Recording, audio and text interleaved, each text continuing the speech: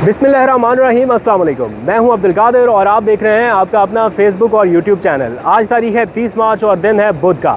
इस वक्त मैं वज़ीर आज़म हाउस के बाहर मौजूद हूं। सिर्फ मैं ही नहीं और भी बहुत सारे लोग यहां पर आसपास मौजूद हैं। वफाकी वज़रा बड़ी तादाद में यहां पहुंच चुके हैं क्योंकि गैर मामूली और हंगामी इजलास वफाकी काबीना का शुरू हो चुका है। कुछ सीनियर सहाफ़ियों को भी वज़ीर आज़म इमरान खान ने बुलाया। बड़ी बैक टू बैक कुछ इंपॉर्टेंट हैपनिंग्स हो रही हैं, इसलिए मैंने सोचा कि इस गैर मामूली सूरत हाल में आपको लेटेस्ट सिचुएशन जो है वो ग्राउंड ज़ीरो से थोड़ी सी रिपोर्ट कर दी जाए। इसमें कोई शक नहीं है कि हुकूमत इस वक्त शदीद मुश्किल में है और तमाम जो मामला इत्तेहादियों के ऊपर डिपेंड कर रहा था वो गेम अब हुकूमत के हाथ से निकलती दिखाई दे रही है। आखिरी ऑप्शन के तौर पर वज़ीर आज़म इमरान खान वो ख़त इस वक्त वफाकी काबीना के सामने रख चुके हैं। जिस वक्त मैं आपसे बात कर रहा हूँ तकरीबन 3:20 का वक्त है। वफाकी काबीना का अहम और हंगामी इजलास इस वक्त वज़ीर आज़म की ज़ेर सदारत जारी है। वज़ीर आज़म ने अपने इत्तेहादी अराकीन को भी, उनके रहनुमाओं को भी शिरकत की दावत दी थी, लेकिन वो अराकीन यहाँ पर नहीं पहुँचे। सिर्फ काफ लीग के मोने सिलाही इस इजलास में शिरकत के लिए पहुँचे हैं, जो भी इत्तेहादी जमातें हैं। काफ लीग के भी नहीं पहुँचे। काफ लीग के खालिद मकबूल सिद्दीकी जो पार्लिमानी रहनुमा हैं, उनको वज़ीर आज़म इमरान खान की जानिब से दावत दी गई, लेकिन उन्होंने बताया कि वो राब्ता कमेटी के इजलास में मौजूद हैं, नहीं आ सकेंगे। फिर BAP जो अपोजिशन के साथ हाथ मिला चुकी है, उनके पार्लिमानी रहनुमा खालिद मक्सी को टेलीफ़ोन किया गया वज़ीर आज़म हाउस की जानिब से, तो उन्होंने रिस्पॉन्ड नहीं किया और वज़ीर आज़म हाउस की जानिब से बताया गया कि वो अनट्रेसेबल हैं, यानी उनसे रब्ता मुमकिन नहीं हो पा रहा। क्या ये ख़त वज़ीर आज़म इमरान खान का इक़्तिदार बचा सकता है या नहीं, ये इस वक्त तमाम TV चैनल्स के ऊपर क्वेश्चन रेज़ किया जा रहा है। आम लोगों के जहनों में भी ये सवाल है कि क्या ये ख़त आम लोगों की जो वफाकी वज़रा हैं उनकी राय बदल सकता है या नहीं। अवामी सेंटिमेंट्स बदलने की हद तक तो ठीक है, लेकिन मेरे इस तरफ जो सबसे बड़ा ऐवान है यानी पार्लियामेंट हाउस, जहाँ पर ये नंबर्स गेम के सूरत में मुकाबला होना है, वहाँ पर इस ख़त की क्या इंपॉर्टेंस होगी। वो ख़त ऐवान में तो पेश नहीं किया जा रहा, ना नेशनल सिक्योरिटी कमेटी की मीटिंग बुलाई जा रही, तो इस ख़त से क्या होगा, ये $1 मिलियन क्वेश्चन है। कौन कौन से सहाफ़ी वज़ीर आज़म हाउस पहुँचे वो भी मैं आपको बता देता हूँ, क्योंकि वज़ीर आज़म ने फ़ैसला किया है कि वो इस ख़त को वफाकी काबीना के साथ साथ कुछ सीनियर सहाफ़ियों से शेयर करेंगे। तो मेरे पास लिस्ट मौजूद है कौन कौन से सहाफ़ी यहाँ पर पहुँचे हैं, तो मैं आपको पढ़ के बता देता हूँ। अरशद शरीफ साहब ARY से, खावर घुमन दुनिया न्यूज़ से, हबीब अकरम, फिर काशिफ अब्बासी, फिर मोहम्मद मालिक, शहजाद इकबाल, फरीहा अदरीस, रहमान अज़हर, इमरान रियाज़ खान, आरफा नूर, नसीम ज़ाहिरा और अतहर काज़मी। ये वो सीनियर जर्नलिस्ट हैं जिनको वज़ीर आज़म हाउस में मदऊ किया गया है। तमाम 14 के 14 सीनियर जर्नलिस्ट इस वक्त वहाँ पर पहुँच चुके हैं। काबीना इजलास ख़त्म होने का इंतज़ार किया जा रहा है। जैसे ही वफाकी काबीना का इजलास ख़त्म होगा तो वज़ीर आज़म इमरान खान इस थ्रेट लेटर से सहाफ़ियों को भी आगाह करेंगे।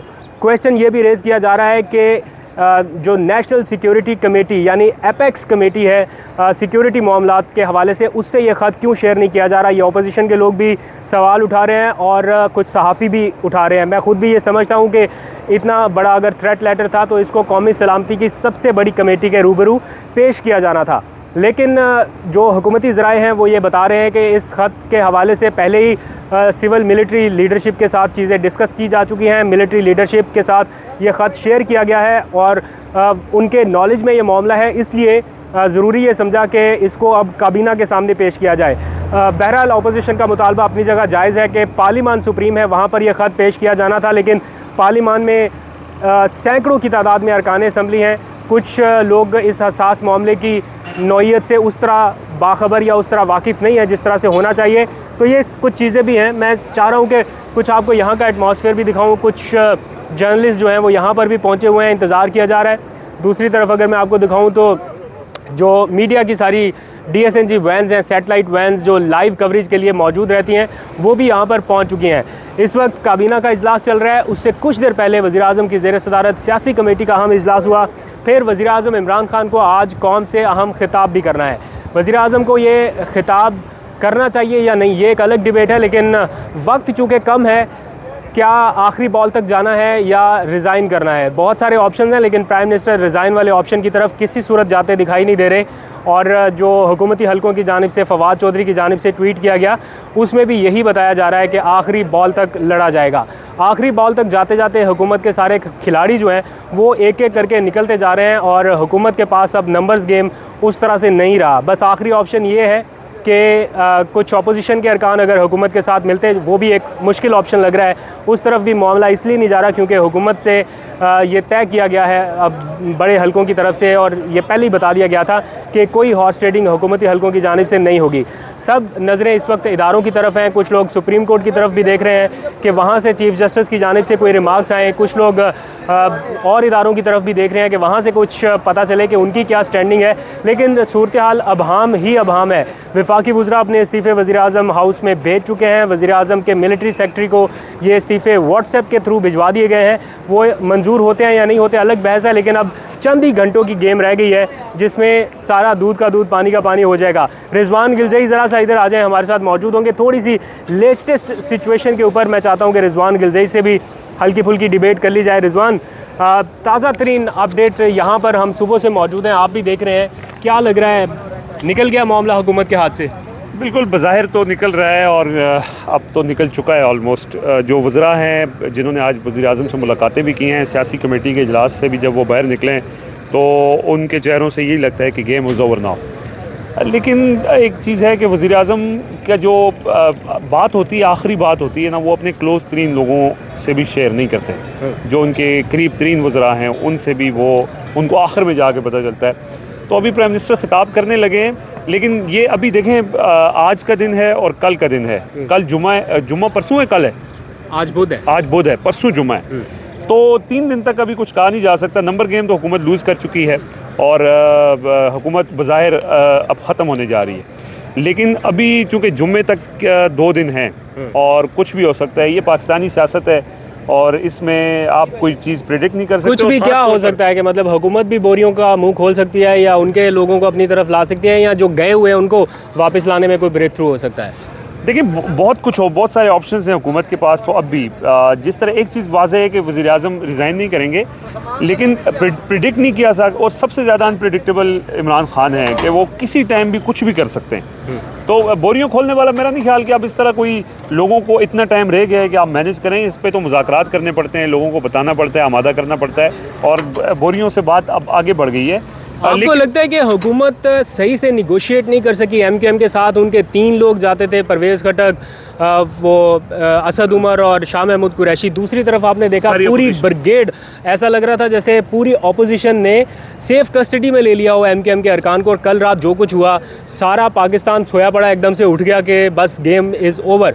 वो तो ऑलमोस्ट सारा कुछ डिसाइड हो गया जब मुआहदे के ऊपर दस्तखत हो गए पीछे, तो अब कुछ नहीं रह गया। तो क्या हुकूमत ने निगोशिएशन में सुस्ती कर दी? अब हुकूमत ने उस अंदाज से सीरियस नहीं लिया जिस तरह से उनको लेना चाहिए था। एक टाइम था कि काफ लीग इस शर्त के ऊपर भी वज़ारत आला पे मान गई थी कि हम अपनी पार्टी को ज़म कर दें पीटीआई में। और एमक्यूएम जब मांग रही थी, और इस पे आज तो अब चीज़ ऑन रिकॉर्ड आ चुकी है कि एमक्यूएम जब गवर्नरशिप और वज़ारत मांग रही थी तो उस वक्त उनको दे के काबू कर लेना चाहिए था। लेकिन वज़ीर-ए-आज़म कुछ और सोच रहे थे। ये चीज़ बड़ी देखें सोचने वाली बात है कि उनको पता था कि ये होने वाला है और वो इसके लिए तैयार भी थे। तो अभी ज़ाहिर है ये कुछ चीज़ें लोगों को जो अभी सोचने वाली हैं, ये जो देखने वाली हैं कि बनी गाला में रात के जो मूवमेंट्स होती हैं वो जारी रही हैं, और बैक एंड पे अभी तक जो इस्टेब्लिशमेंट का किरदार है वो बिल्कुल न्यूट्रल है, अभी तक न्यूट्रल है। शायद कल तक भी न्यूट्रल हो, लेकिन जुम्मे तक के इंतज़ार करने का सब कह रहे हैं। तो देखते हैं, अब जुम्मे तक इंतज़ार करते हैं। ठीक है, नसीम सिद्दीकी साहब हमारे साथ मौजूद हैं, ब्यूरो चीफ़ हैं अब तक न्यूज़ के ब्यूरो चीफ़ है। मैं थोड़ा मिक्स करने वाला था शायद आज तक के, लेकिन हमारे बड़े अच्छे सीनियर कॉलीग हैं, इनसे भी थोड़ी सी बात करते हैं। आपको क्या लगता है, आपका तजुर्बा भी काफ़ी इन मामलों को देखने का, कहाँ पर हुकूमत लूज़ कर गई? देखिए, हुकूमत कहीं पर भी लूज़ नहीं कर गई। कादिर, आपका माशाल्लाह बड़ा अच्छा तजुर्बा है, बहुत एक्टिव जर्नलिस्ट हैं आप। बात यह है कि जब आपके ख़िलाफ़ कुछ साजिश हो रही होती है, साजिश तैयार कर ली जाती है, और पाकिस्तान के ख़िलाफ़ साजिशें हुई हैं। क्या हमने तारीख़ में नहीं देखा कि जुल्फ़िकार अली भुट्टो के साथ क्या हुआ, बेनज़ीर भुट्टो के साथ क्या हुआ, लियाकत अली ख़ान के साथ क्या हुआ? आप एक एटमी ताकत हैं और आपका हमसाया मुल्क हमेशा आपके ख़िलाफ़ साजिशें करता है, और जब आप एब्सोल्युटली नॉट कहेंगे, आप यूरोपियन यूनियन को चैलेंज करेंगे, तो फिर आपको सबक सिखाने की बातें होती हैं और ख़त लिख के होती हैं। इसमें कोई नई बात नहीं है। तो उसमें प्राइम मिनिस्टर इमरान खान साहब अपना पूरा जोर लगा रहे हैं। अभी जिस तरह मेरे दोस्त रिजवान ने कहा कि जो न्यूट्रल है इस्टेब्लिशमेंट, मेरा नहीं ख्याल कि न्यूट्रल है। अगर MQM ने और बाप पार्टी ने अपोजिशन को ज्वाइन कर लिया है तो वहाँ न्यूट्रल वाली कोई बात नहीं रह जाती। वहाँ पे आपको सब बात समझ आ जानी चाहिए। मुझे उस वक्त मेरे कान थोड़े से उस वक्त खड़े हुए जब फ़रूक नसीम साहब ने रिज़ाइन किया। अब आप अंदाज़ा लगा लें जैसे कि फ़रूक नसीम रिज़ाइन दे रहे हैं, MQM खुद उनके बारे में क्या कहती थी, आमिर खान उनके बारे में क्या कहते थे। तो बात यह है कि प्राइम मिनिस्टर इमरान खान, आपको याद होगा जब 2013 के इलेक्शन में कंटेनर से गिरे थे तो वो भी एक बहुत बुरा वक्त था। उन्होंने हमेशा ऑप्शन क्या अब लग रहा है आपके पास, क्या है हुकूमत के पास आखिरी कार्ड क्या बच सकता है? हुकूमत के पास आखिरी कार्ड कुछ भी नहीं। आखिरी कार्ड मतलब आवाम तो उनके साथ है, लेकिन बात यह कि नंबर गेम उनके पास पूरी नहीं है, जिसकी वजह से मुझे यकीन है कि अब प्राइम मिनिस्टर इमरान खान और उनकी काबीना को जाना पड़ेगा। लेकिन उन्होंने वो बहुत अच्छा कर रहे हैं कि रिज़ाइन नहीं दे रहे। उनको इस नो कॉन्फिडेंस के ज़रिए जाना चाहिए और बाद में अपोजिशन में आके ये साजिश को बेनकाब करना चाहिए ताकि दुनिया को पता चले कि क्या साजिश थी पाकिस्तान के ख़िलाफ़। और आपको पता है कि जब चोरी का माल बंटने लगता है तो लड़ाई तो उस वक्त होती है। इन लोगों ने कौन सा आगे बहुत ज़्यादा चल जाना है। इमरान खान एक अच्छे अपोजिशन लीडर साबित होंगे।